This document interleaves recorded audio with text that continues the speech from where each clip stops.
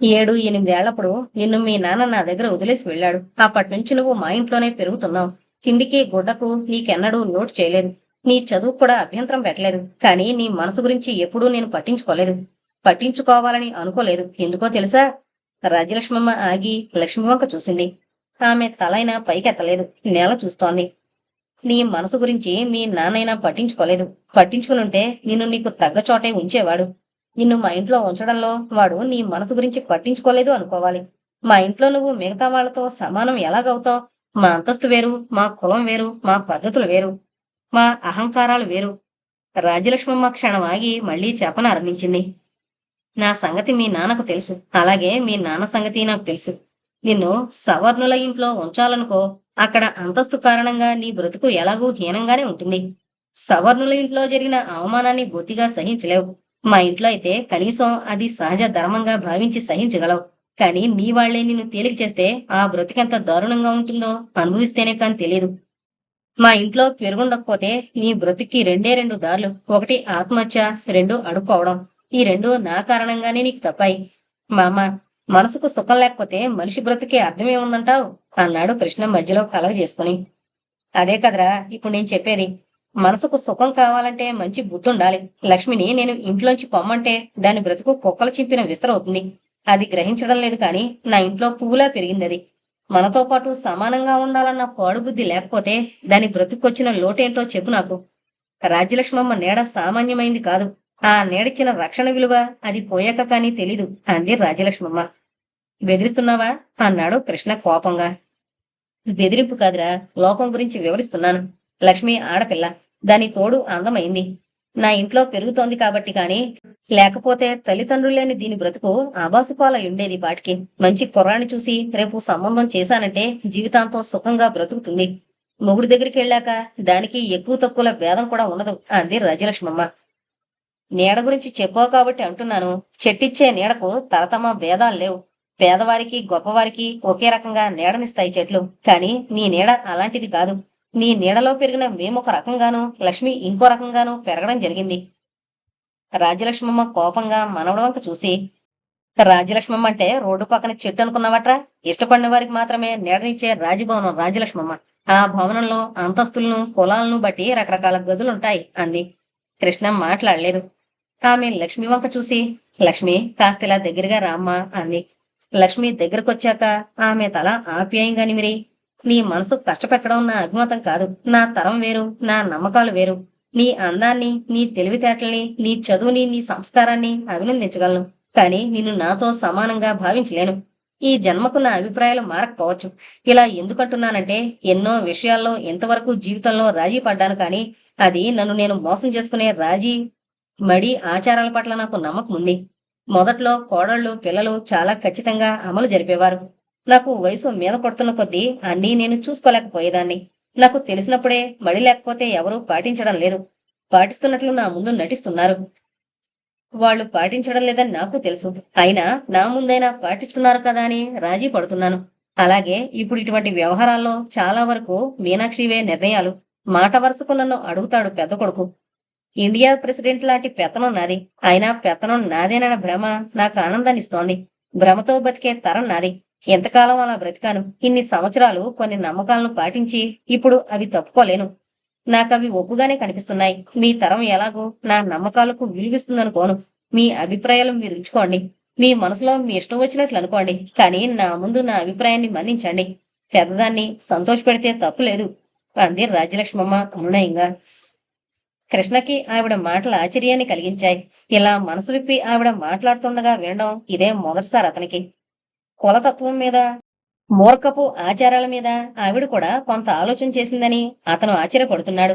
కంటికి కనిపించే ఈ సత్యాన్నావిడ ఆకలింపు చేసుకుని కూడా మూర్ఖపు ఆచారాలను పాటిస్తోంది. అర్థంలేని సాంప్రదాయాలను అనుసరిస్తోంది. ఆశ్చర్యపడవలసిన విషయమే. ఆవిడ చెప్పిన భ్రమ కూడా అతనికి అర్థమైంది. భ్రమ అని తెలిసే దాన్ని నమ్మడం వివేకహీనత కింద వస్తుంది. రాజ్యలక్ష్మమ్మ ఆ విషయాన్ని మనవడి ముందు అంగీకరించింది. మళ్ళీ తనే అంది, లక్ష్మి, నీ చేతి వంట నేను తినలేదన్నది నీ బాధైతే నువ్వు నాకు చేస్తున్న సేవలకు ప్రత్యుపకారంగా ఆ పని చేస్తాను. కాని జీవితపు చరమాంకంలో ఓడిపోయినన్న అసంతృప్తిలోనే నా తనువు ముగిస్తుంది. లక్ష్మి చటుక్కున, నన్ను క్షమించండమ్మా, మీ గురించి నేను ఏ బాధలు పెట్టుకోను అని ఆవిడ పాదాలు స్పృశించింది.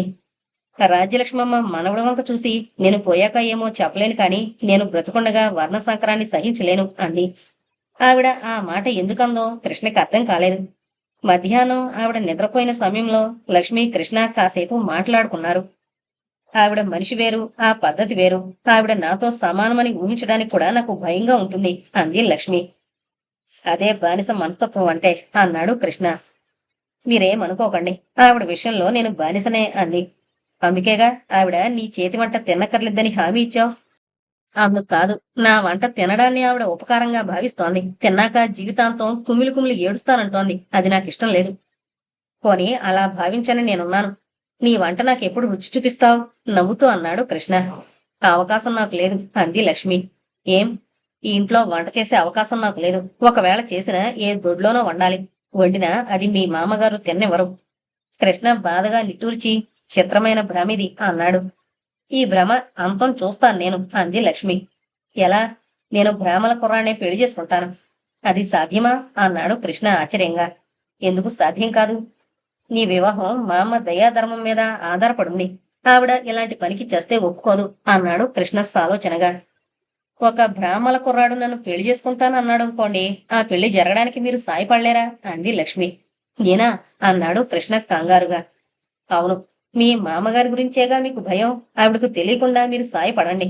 ఆ వివాహంలో మీ పాత్ర ఏదీ లేదన్న భ్రమ ఆవిడకు కలిగించండి. అదేగా ఆవిడకి కావలసింది అంది లక్ష్మి. ఎవరైనా నిన్ను ప్రేమిస్తున్నారా లక్ష్మి అన్నాడు కృష్ణ అదోలా. అదేం లేదు. వరుణ్ణి కూడా మీరే వెతికి పెట్టాలి. బ్రాహ్మణ కుర్రాన్ని తప్ప చేసుకోను నేను అంది లక్ష్మి. లక్ష్మి, ఎందుకు బ్రాహ్మణత్వం మీద అంత మమకారం నీకు అన్నాడు కృష్ణ. మమకారమేమీ లేదు.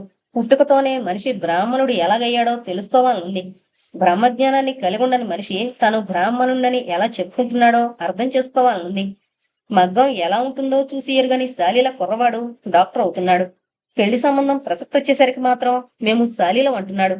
ఉపాధ్యాయుడైన వాడు కూడా తన వృత్తి ఏమైనప్పటికీ కులం అడిగేసరికి కమ్మరులను, కుమ్మరులను, వడ్రంగులమనో చెబుతున్నాడు. వృత్తిని బట్టి వచ్చిన ఈ కులాలు మనిషిని ఎలా అంటిపెట్టుకుంటున్నాయి? చిన్నతనం నుంచి బ్రాహ్మణులంట పెరిగిన నేను కేవలం ముత్యాలు కూతున్నైన కారణంగా బ్రాహ్మణ బాలికను కాలేకపోయాను. నేను బ్రాహ్మణ బాలికగానే ఎవరికైనా పరిచయమై బ్రాహ్మణ బాలికగానే ఆ వ్యక్తికి తోడు నీడ అయితే నా జన్మకు సంబంధించిన యథార్థం ఎప్పటికైనా అతను తెలుసుకోగలుగుతాడా? మనిషి వృత్తి ప్రవృత్తుల్లో జన్మకున్న ప్రభావం ఏమిటి? ఇవన్నీ తెలుసుకోవాలనుంది. అందుకే ఈ విషయంలో మీ సహాయం కోరుతున్నాను. ఈ ఆలోచనల్లో చాలా పరిణితుంది. నువ్వు సామాన్యురాలివి కాదు. అభినందనల తర్వాత నాకు సహాయపడగలరా మీరు? ఆలోచించాలి. ఎందుకు? నువ్వింకా చిన్నపిల్లవు. ఇది పెద్దవాళ్ల వ్యవహారం అన్నాడు కృష్ణ. పెద్దవాళ్ళంటే పేద గొప్ప తారతమ్యమా? కులంలో తారతమ్యమా? లేక వయసుదా? వయసుకు సంబంధించినంత వరకు నేను చిన్నపిల్లని అనుకోవడం లేదు అంది లక్ష్మి కృష్ణతో. కృష్ణ ఆశ్చర్యంగా లక్ష్మి వంక చూసి, నేను ఈ సంగతి చాలాసార్లు చెప్పాను నీకు. ఎప్పుడూ ఇలా అడగలేదు. నువ్వు నిజంగానే పెద్దదానివయ్యావనిపిస్తోంది అన్నాడు. ఉద్యోగంలో జాయిన్ అయ్యాక కృష్ణకో మంచి స్నేహితుడు దొరికాడు. అతని పేరు వామన్రావు. మనిషి మాత్రం పొడుగ్గానే ఉంటాడు. అతనికి 5-6 నెలల్లో వివాహం కానుంది. నేను మా మరదల్నే వివాహం చేసుకుంటున్నాను. చిన్నప్పటి నుంచి ఇద్దరం ఒకే ఇంట్లో అన్నా చెల్లెళ్ళలా మసిలాం. కానీ మా వరసలు మాకు తెలుసు కాబట్టి వయసొచ్చాక అది ప్రేమగా మారింది. నిజంగా ఇలాంటి పెళ్లిళ్ళు చాలా అవసరం అనుకుంటాను నేను అన్నాడు వామన్రావు. ఎందుకని అని అడిగాడు కృష్ణ. జీవితంలో వివాహాన్ని మించిన ముఖ్య సంఘటన లేదు. 25 ఏళ్ళొచ్చేదాకా బ్రతికిన బ్రతుకు వేరు, ఆ తర్వాత బ్రతకవలసిన బ్రతుకు వేరు. రెండవది పూర్తిగా బాధ్యతలతో నిండింది. దానికి సరైన జీవిత భాగస్వామి దొరకకపోతే జీవితాంతం అది దారుణంగా ఉంటుంది. నా మరదల్ని నేను చిన్నప్పటి నుంచి ఎరుగుదును. దాని అవసరాలు నాకు, నా అవసరాలు దానికి తెలుసు. ఎవరెవరు ఏ ఏ పనులకెలా రియాక్ట్ అవుతారో తెలుసు. ఎప్పుడెప్పుడు ఎవరెవరు దేనికి అలుగుతారో తెలుసు. మా ఇద్దరికీ మంచి అవగాహన ఏర్పడింది. ఫారెన్లో అయితే వయసొచ్చాక డేటింగ్ ఉంటుంది. దానికంటే ఇదే మంచి పద్ధతి అన్నాడు వామన్రావు. అతను తనకు సంబంధించిన ఎన్నో అనుభవాలు వివరించి చెప్పాడు కృష్ణకి. ఒకరి కోసం ఒకరు ఏమేం త్యాగాలు చేశారో వర్ణించి చెప్పాడు. అవన్నీ వింటుంటే కృష్ణ మనసులో లక్ష్మి మెదిలింది. వామన్రావు తన మరదలతో జరిగిన అనుభవాలు వింటుంటే అతని ఆలోచనల్లో వాళ్ళిద్దరికీ బదులుగా తను లక్ష్మి వెదులుతున్నారు ప్రతి అనుభవంలోనూ. తన పుస్తకాలు సర్దుతున్న లక్ష్మి, తన పక్క బట్టలు సర్దుతున్న లక్ష్మి, తన కోసం జున్ను దాచిన లక్ష్మి, తనకు పులిహోర అందిస్తోన్న లక్ష్మి, తన వద్ద బాధలు చెప్పుకుని ఏడుస్తోన్న లక్ష్మి అతని కళ్ళ ముందు మెదిలింది. ఇదేనా అవగాహన అంటే? ఇదేనా తనకు జీవిత భాగస్వామి కావలసిన లక్షణాలుండవలసిన వ్యక్తి? వివాహానికి ముందు అవగాహన అంత ముఖ్యమా? కొత్త వ్యక్తితో జీవితం సరిపెట్టుకోలేమంటావా అన్నాడు కృష్ణ. అతని ఆలోచనల్లో కమల మెదులుతోంది. ఆమెని అతడు పెళ్లి చూపులు చూడవలసింది. ఏమాత్రం వీలున్నా ముందు అవగాహన అవసరమే మరి అన్నాడు వామన్రావు. బాగా ఆలోచించాక కృష్ణ టూకీగా లక్ష్మి కథ అతనికి వివరించి ఆమె తనను కోరిన కోరిక చెప్పాడు. అది వింటూనే వామనమూర్తి, నీకింకా అర్థం కాలేదా?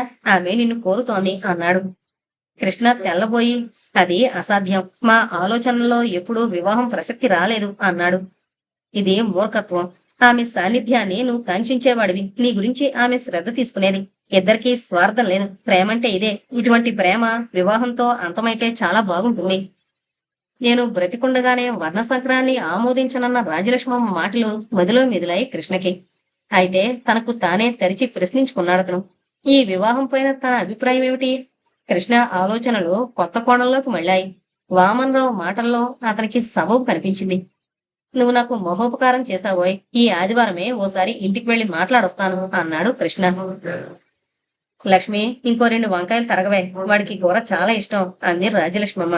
అనుకోకుండా వచ్చిన మనవడి రాక ఆవిడకు చాలా తృప్తిని కలిగించింది. కృష్ణ మడితో ఉన్న మామకు కాస్త దూరంగా కూర్చున్నాడు. వీలైనంత త్వరగా తన మనసులోని మాట చెప్పాలని అతను అనుకుంటున్నాడు. అతను పెదవి విప్పబోతుండగా ఆవిడ ఈ మాట అంది. వంకాయలు తరుగుతున్న లక్ష్మిని చూస్తుంటే అతని మనసులో ఏదో వింత వింత భావాలు కలుగుతున్నాయి. లక్ష్మిచ్చిన వంకాయ ముక్కలపై రాజలక్ష్మమ్మ చిలకరించిన పసుపు నీళ్లు కృష్ణని స్తబ్దుని చేశాయి. తన మనసులోని మాట బయట పెడితే జరగబోయేదానికి సూచన ఆ పసుపు నీళ్లు. మామ మనసులో లక్ష్మికున్న స్థానానికి సూచన ఆ పసుపు నీళ్లు అనుకున్నాడు కృష్ణ. మామ, కల్మషం అబ్రాహ్మణులకేనా? బ్రాహ్మణులు కూడా ఉంటుందా అన్నాడు కృష్ణ. ఏం అంది రాజ్యలక్ష్మమ్మ. నా మనసు నిండా కల్మషమే. కాసిని పసుపు నీళ్లు నా మీద కూడా చల్లకూడదు? ఏమిటా నువ్వనేది? లక్ష్మి తరిగిన వంకాయల్ని పునీతం చేసిన పసుపు నీళ్లు లక్ష్మిని కూడా పునీతం చేయలేవా మామ? ఒరే, నీకు పిచ్చిగాని ఎక్కలేదు కదా అంది రాజ్యలక్ష్మమ్మ. లేదు మామ, ఒక ముఖ్యమైన విషయం చెప్పాలని వచ్చాను. నువ్వు అవునంటేనే కాని అది సాధ్యపడదు. నువ్వు అవునంటే ఎవరు కాదన్నా పర్వాలేదు. రాజ్యలక్ష్మమ్మతో పాటు లక్ష్మి కూడా అతని వంక విస్మయంగా చూసింది. నీ తల తిరుగుడు ప్రశ్నలు మాని అదేంటో సూటిగా అడుగు అంది రాజ్యలక్ష్మమ్మ. నేను లక్ష్మిని పెళ్లి చేసుకోవాలనుకుంటున్నాను. ఆలోచనలకే కల్మషం అంటిన నన్ను పసుపు నీళ్లతో శుద్ధి చేసుకుని ఆదరించగలవా అన్నాడు కృష్ణ. లక్ష్మి, రాజ్యలక్ష్మమ్మ ఇద్దరూ మానుపడిపోయారు. జరగబోయేదానికి సిద్ధపడ్డట్లుగా కృష్ణ అక్కడే కదలకుండా కూర్చున్నాడు. రాజ్యలక్ష్మమ్మకు తేరుకోవడానికి 5 నిమిషాలు పట్టింది. తేరుకోగానే, ఏమన్నావరా, ఇంకోసారి చెప్పు అంది రంగులు మారుతున్న ముఖంతో. కృష్ణ మళ్ళీ అదే ముక్క అన్నాడు. రాజ్యలక్ష్మమ్మ వెంటనే లక్ష్మి వంక ఉరిమి చూసి, నా నీడలో పెరిగి ఇదటే నువ్వు చేసిన ఉపకారం? వెదవటొక్కులు వేసి నా మనవణ్ణి లొంగ తీసుకున్నావటే అంటూ లక్ష్మిని తిట్టడం మొదలుపెట్టింది. దాన్నేమీ అనదు, దానికేం తెలీదు అన్నాడు కృష్ణ. రాజ్యలక్ష్మమ్మ కృష్ణని నానా దుర్భాషలాడింది.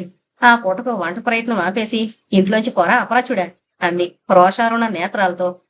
వెళుతున్నాను, కానీ వెళ్లే ముందు నా నిర్ణయం చెబుతున్నాను. దానికి తిరుగులేదు. నేను రాజ్యలక్ష్మమ్మ మనవణ్ణి అని వెళ్లిపోయాడు కృష్ణ. వామన్రావు అతన్ని విశేషాలు అడిగి తెలుసుకుని లక్ష్మిని కూడా తీసుకొచ్చేయాల్సింది. ఆమెనిప్పుడు అక్కడ ఏం చేస్తారో ఏమో అన్నాడు. ఏమో, ఆవేశంలో ఆమెని గురించి ఆలోచన రాలేదు. మామ దగ్గర ఆ మాట అనగానే చాలా భయం వేసింది నాకు అన్నాడు కృష్ణ. నిజం చెప్పాలంటే ఇప్పటికీ అతనిలో లక్ష్మిని గురించి ఆలోచన లేదు. ఇంట్లో ఏం జరగనున్నదో అనే అతను ఆలోచిస్తున్నాడు. మళ్లీ శనివారం నాడు రాఘవేంద్రరావు కొడుకు దగ్గరకు వచ్చాడు. ఆయన అతనితో ఏ విషయం మాట్లాడలేదు. నాతో బయలుదేరరా అన్నాడాయన. కృష్ణ ఆయన్ని అనుసరించాడు. ఆ రోజు రాత్రి 7 అతను, తండ్రి ధవళేశ్వరం ఇంట్లో ఉన్నారు. అక్కడ మీనాక్షి కూడా ఉంది. బాబురావు, పద్మ ఉన్నారు. కృష్ణారావు కూడా ఉత్తరం వెళ్ళిందట. అతనింకా రాలేదు. కృష్ణ కళ్ళు లక్ష్మి కోసం కూడా వెతికాయి. ఆమె అతనికి కనపడలేదు. లక్ష్మి ఇంట్లోనే ఉన్నదని, తనకు కనబడకుండా ముఖం చాటేస్తోందని కూడా అతనికి తెలిసింది. సరిగ్గా 8:40 ఇంటిల్లపాది మండువాలో సమావేశమయ్యారు. మీనాక్షి, ఈ ఇంట్లో నా స్థానం ఏంటో చెప్పు అంది రాజ్యలక్ష్మమ్మ. మీనాక్షి చటుకున లేచి వెళ్లి ఆవిడకు పాదాభివందనం చేసి, ఈ ఇంట్లో అందరికీ మీ మాట శిరోధార్యం అంది. అలా ప్రారంభమైంది సంభాషణ. తల్లి, తండ్రి, బాబాయ్, పిన్ని, మామ అందరూ ఒకే తాటి మీద నిలబడి ఒకే మాటగా కృష్ణని దుమ్మెత్తి పోశారు. కృష్ణ దిమ్మెరపోయాడు. ఇలా జరుగుతుందని అతను ఊహించనైనా ఊహించలేదు. వాళ్ళ వాగ్బాణాలకు అతను తట్టుకోలేకుండా ఉన్నాడు. అవి మనసును కలిచివేసాగాయి. రాఘవేంద్రరావు, మీనాక్షి ఇద్దరూ కూడా నూతిలో దూకి చద్దామనుకుంటున్నట్లు చెప్పారు. రాజ్యలక్ష్మమ్మ కూడా అదే మాట అంది. ఇంతమందిని చంపి చేసుకునే పెళ్లి నాకు సుఖాన్నివ్వదు. కానీ ఈ పెళ్లి వల్ల మీకు కలిగే నష్టమేమిటో నాకు తెలియడం లేదు అన్నాడు కృష్ణ. ఈ పెళ్లి వలన మన కుటుంబం నవ్వుల పాలవుతుంది. సరే, మీ గురించి నేను ఈ పెళ్లి మానుకుంటాను.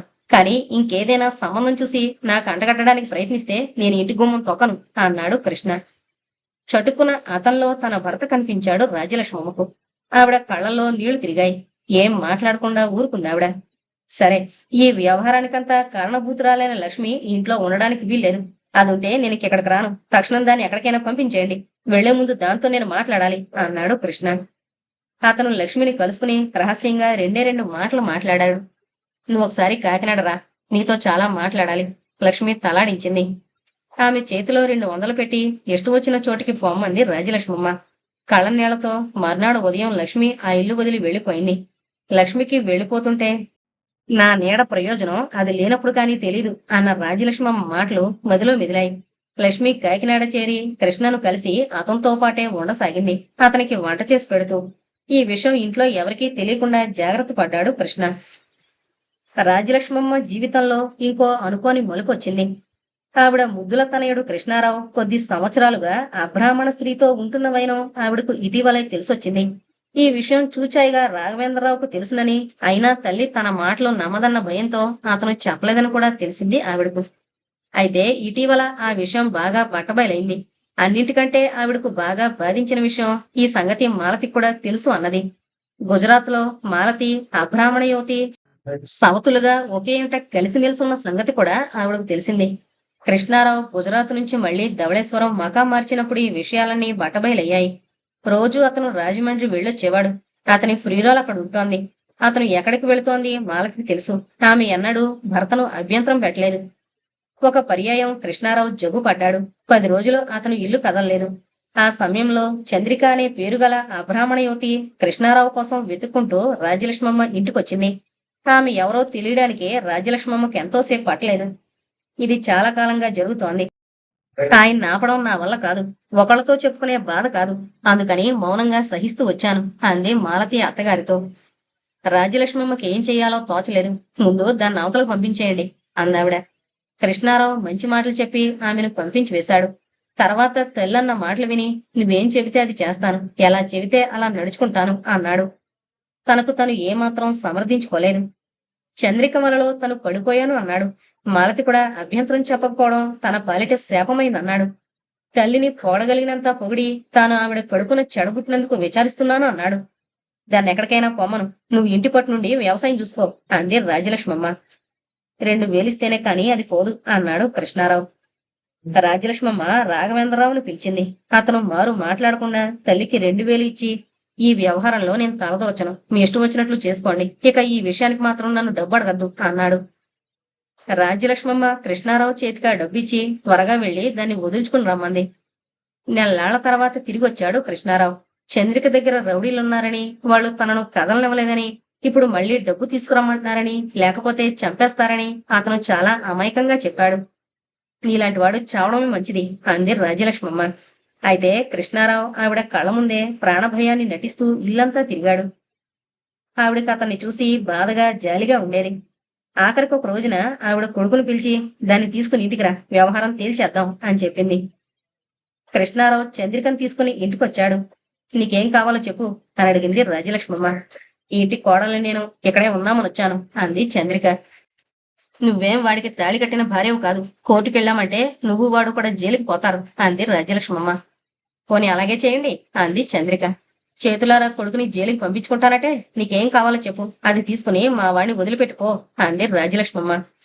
ఈయన కోసం నేను అన్ని వదులుకుని అయిన వాళ్ళందరినీ వదులుకుని వచ్చాను. ఇప్పుడు నేనేమైపోవాలి, నన్ను ఇక్కడే ఉండనివ్వండి అంది చంద్రిక. ఇది సదాచారుల కొంప, ఈ ఇంట్లో క్షణం కూడా నిన్నుండనివ్వో. ఏం, మీ వంటలో నాకు వచ్చు. ఆ మాటకొస్తే నీ కోడలు నేను కలిసి ఒకే ఇంట్లో కాపురం చేశాం. నా వంటల్ని నీ కోడలు కూడా మెచ్చుకుంది అంది చంద్రిక. నువ్వు చేసిన వంట సంగతి అటుంచు, నువ్వు ముట్టుకున్న అన్నం కూడా తిందు మా అమ్మ అన్నాడు కృష్ణారావు చంద్రికను ఉద్దేశించి. అలాగా అంటూ చంద్రిక చటుకున వంటింట్లోకి పరిగెత్తి చేత్తో ఓ పట్టెడన్నం తీసుకొచ్చింది.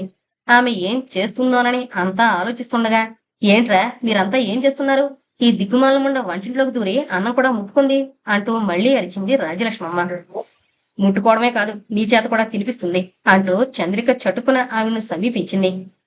చంద్రిక ఆవిడ్ని సమీపించి గట్టిగా పట్టుకుని అన్నం తినిపించబోయేసరికి ఆవిడ కెవ్వుమని పెద్ద కేక వేసి పడిపోయింది. అప్పటికి అందరూ ఆ వాతావరణంలో స్పృహకొచ్చారు. కృష్ణారావు దురుసుగా చంద్రికను యువతలకు లాగేశాడు. మాలతి పరుగున వెళ్లి అత్తగారిని సమీపించింది. పిల్లల్లో ఒకరు డాక్టర్ని పిలవడానికి వెళ్లారు. సుమారు 2 గంటల తర్వాత ఆవిడకు స్పృహ వచ్చింది, కానీ ఆవిడ మనుషుల్ని సరిగ్గా గుర్తుపట్టడం లేదు సరికదా, పిచ్చి పిచ్చిగా మాట్లాడడం మొదలైంది. ఆ రోజు పూర్తయ్యేసరికి అది సంధి ప్రలాపన కాదని, ఆవిడకు మతి భ్రమించిందని ధ్రువపడింది. అందరికీ కబుర్లు వెళ్ళాయి. కృష్ణ ఆతృతగా వచ్చాడు. రాజ్యలక్ష్మమ్మ అతన్ని మాత్రం గుర్తుపట్టింది. అతన్ని చూడగానే ఆవిడ బేరమని ఏడ్చి, ఒరే కృష్ణ, నువ్వే నన్ను రక్షించాలిరా, వీళ్ళంతా నన్ను చంపేస్తారు అంది. కృష్ణ ఆవిడితో ఎన్నో రకాలుగా మాట్లాడ ప్రయత్నించాడు. ఆవిడికేమీ పాత విషయాలు గుర్తు రావడం లేదు. ఎంతో కాలంగా కష్టపడి నిలబెట్టుకుంటూ వచ్చిన తన బ్రాహ్మణత్వపు విలువను పోగొట్టుకునే తరుణం వచ్చేసిందని, కృష్ణ తనను కాపాడాలని అండం మినహా ఇంకేమీ మాట్లాడడం లేదావిడ. రాఘవేంద్రరావుతో సహా ఎవరినీ ఆవిడ గుర్తుపట్టలేకపోతుంది. దారుణమైన మెంటల్ షాక్ తినడం కారణంగా ఆవిడకు మతి భ్రమించిందని, ప్రస్తుత పరిస్థితుల్లో ఆవిడ కృష్ణ వద్ద ఉండడమే మంచిదని డాక్టరు సలహా ఇచ్చాడు. కృష్ణ కాకినాడకు ఆవిడ్ని తీసుకుని వెళ్ళాడు. అక్కడ అతను ఆవిడకు లక్ష్మిని చూపించి, నీకు అన్ని పనులు చేయడం కోసం ఈ పిల్లను తీసుకునొచ్చాను, నీకు నచ్చిందా అని అడిగాడు. లక్ష్మిని ఆవిడ గుర్తుపట్టలేదు. బ్రాహ్మణ పిల్లేనా అని అడిగింది. ఆహా అన్నాడు కృష్ణ. అయితే నాకిష్టమే అంది రాజ్యలక్ష్మమ్మ. కృష్ణ కొన్నాళ్లాగి అక్కడి పరిస్థితి ఇంటికి వివరించి రాస్తూ, నేను లక్ష్మిని పెళ్లి చేసుకోదలుచుకున్నాను.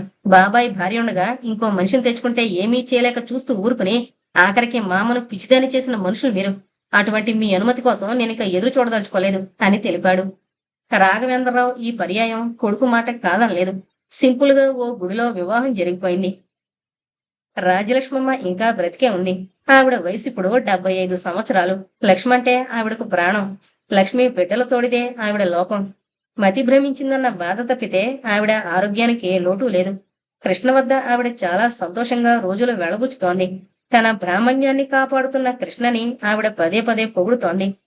కృష్ణింట్లో రాజ్యలక్ష్మమ్మకి ఇప్పటికీ సకల సపర్యలు జరుగుతున్నాయి. ఆవిడ అన్నమాట కొనసాగుతోంది. కాని అందుకు ఆవిడకు భ్రమ అవసరమైంది ఎప్పట్లాగానే. ధవళేశ్వరం ఇంట్లో ప్రస్తుతం రాఘవేంద్రరావు, మీనాక్షి ఉంటున్నారు. రాజ్యలక్ష్మమ్మ స్థానం మీనాక్షికి వచ్చింది. ఆమె రాజ్యలక్ష్మమ్మకు వలనే ప్రవర్తిస్తుందా అన్నది అప్రస్తుతం. ఎందుకంటే ఆ స్థానం ఒక రోజున లక్ష్మి ఆక్రమించనుంది. రాజ్యలక్ష్మమ్మ ఇంకా బ్రతికే ఉంది, కానీ ఆవిడ కథ ముగిసింది. ఇంతటితో మామగారి మనవడు అనే నవల కంప్లీట్ అయిందండి. దయచేసి మన ఛానల్ ను సబ్స్క్రైబ్ చేసుకోగలరు. Thank you.